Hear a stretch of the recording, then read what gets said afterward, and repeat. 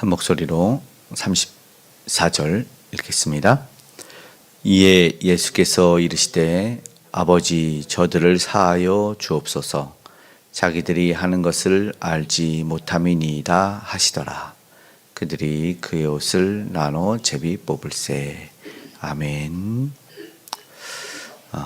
첫 번째 가상 7원 십자가에서 하신 7 말씀 중 첫 번째 사하여 주옵소서로 오늘 읽은 본문을 통해서 함께 은혜를 나누기를 원합니다. 사하여 달라는 말씀 7번째 중에 첫 번째인데요. 사실은 기독교의 복음의 핵심이 그런 것입니다. 십자가. 우리가 잘 아는 스포츠 중계 그리고 복면가왕 MC를 하는 김성주라는 연예인 아나운서가 있어요. 그 아나운서가 상을 받으면서 한 얘기가 제 이름은 거룩할 성의 기둥주자입니다. 이렇게 얘기를 합니다. 십자가입니다. 제 이름은. 그래서 제 인생이 고난일 줄 알았는데 그러면서 이제 울먹이더라고요. 이렇게 상을 받게 됐고 자기가 존귀함을 받게 됐다는 얘기, 십자가와는 다른 존귀한 이야기 받은 이야기를 통해서 제가 그 이야기의 고백을 들으면서 그 아버지가 이제 시골교회 목사님인데 아들의 이름을 십자가로 줘가지고 그랬는데 이제 저는 생각이 드는 게 그 이유를 알 것 같다. 비록 그 아나운서 분의 이름은 십자가지만 그가 가진 고난은 그가 짊어지는 게 아니라 우리 예수님이 다 짊어졌기 때문에 당신이 받을 고난은 십자가만큼은 아니다, 이런 생각이 들었습니다. 십자가는 복음의 핵심입니다. 십자가를 떠나서는 우리 기독교와 그 복음을 절대로 말할 수 없습니다. 바울은 갈라디아서 6장 14절에 내게는 우리 주 예수 그리스도의 십자가 외에는 결코 자랑할 것이 없다 말을 했습니다. 특별히 고난주간 가상 7원을 주제로 특별히 7번 말씀하신 예수님의 말씀을 통해서 기독교 복음의 절정, 복음의 핵심을 나누길 원합니다. 7번의 말씀 가운데 용서가 첫 번째입니다. 그 다음에 낙원과 안식, 그 다음에 가정과 관계, 그리고 고통, 그리고 의미, 그리고 목적과 죽음을 함께 살펴보고 이 한 주간 주님의 고난을 묵상하며 나아갈 때 비로소 기쁨의 부활이 우리에게 선물로 주어질 줄 믿습니다. 이제 첫 번째 본격적으로 나누면 그렇습니다. 예수께서 저들의 죄를 저들을 사하여 주옵소서라는 말씀. 고통 속에서 부르짖고 부정하고 아니면 욕설도 하고 저주하기도 하고 그래야 되는 곳이 사실은 십자가 상이었습니다. 그런데 그 외침과 비명 절규가 쏟아져야 될 십자가에서 예수님이 처음 하신 말씀은 사하여 달라는 용서의 기도였다는 것입니다. 이 땅에 오신 예수님이 어떤 목적으로 오셨는지를 살펴보게 됩니다. 바로 용서였습니다. 잃어버린 자를 찾고 당신이 죄사함의 제물이 되기 위해서 이 땅에 오셨고, 그래서 용서의 처음 말씀을 하는 것, 예수 그리스도의 용서 없이는 우리는 절대 용서받을 수가 없음을 압니다. 십자가에서 떠올린 그 처음 말씀이 용서라는 사실은 우리가 어떻게 복음을 바라봐야 하고 삶을 어떻게, 인생을, 세상을 어떻게 해석해야 되는지를 우리는 다시 한번 생각하게 됩니다. 용서 없이는 회복이 없는 것입니다. 올해 2024년에 고난주간이 시작되기 전에 출간된 책이 있는데 사순절 묵상집인데 고난은 사랑을 남기고라는 책에서 용서에 대해서 이렇게 말하더라고요. 용서는 죽기 전 마지막 말이라면 죽기 전에 마지막 말이라면 사랑하는 사람에게는 반드시 해야 할 첫마디다, 이렇게 얘기를 하더라고요. 용서에 대한 정의. 매일을 용서로 시작한 영혼은 비로소 마지막에 하나님 앞에 의탁할 수 있는 그런 영혼이 된다. 예수님은 용서를 통해서 시작했습니다. 진정 용서받고 그 마음으로 우리도 변화를, 그리고 하나님을 진정으로 만나는 그런 해야 될 것입니다. 믿음으로 결단할 수 있어야 됩니다. 왜냐하면 이 용서는 아버지께 부탁을 하고 있거든요. 예수님이.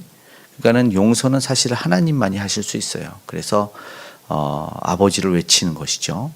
아버지 이렇게.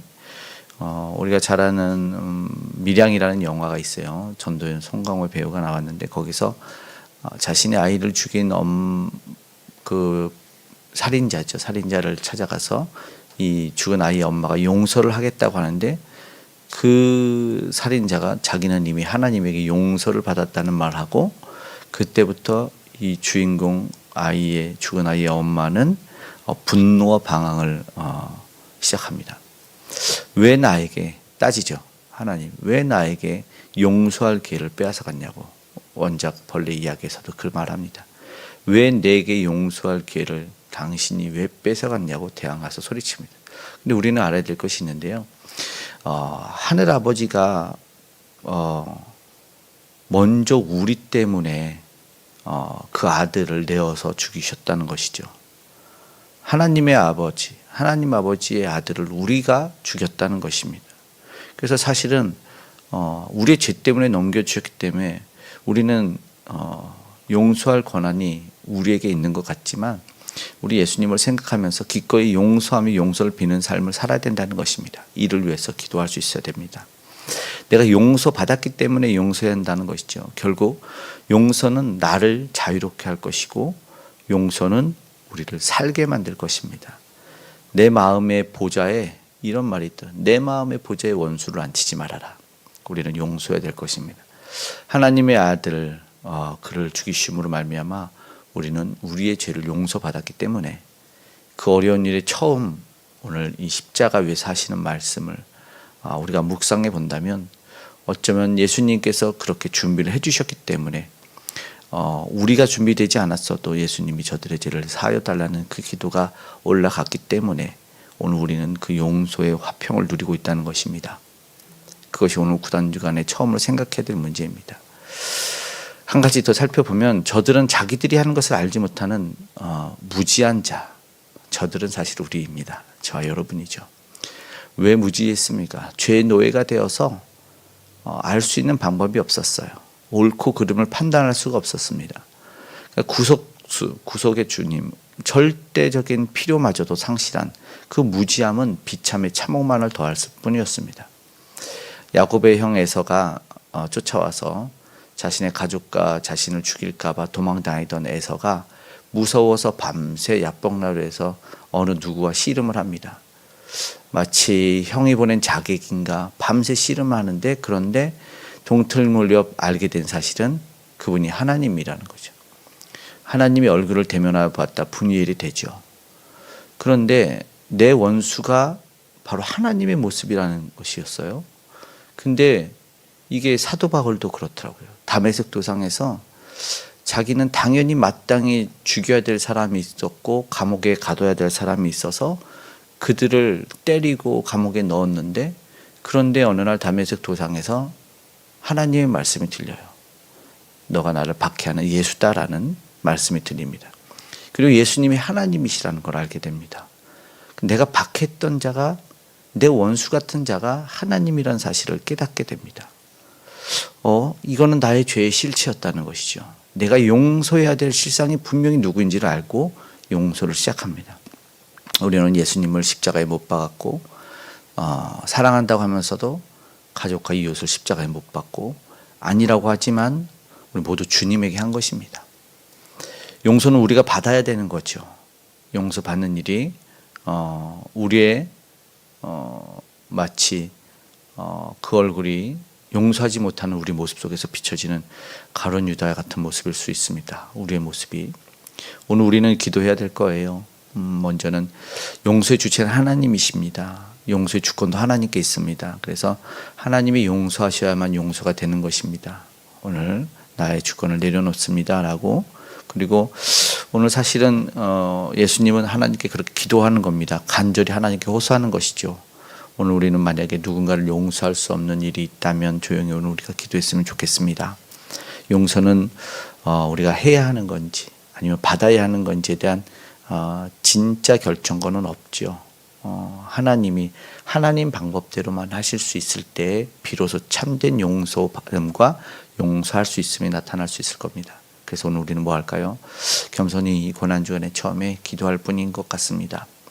오늘 처음 하신 말씀을 우리가 묵상하면서 그 고난의 기쁨으로 동참하고 그 부활을 끝까지 소망할 수 있는 저와 여러분이 되기를 간절히 소망합니다.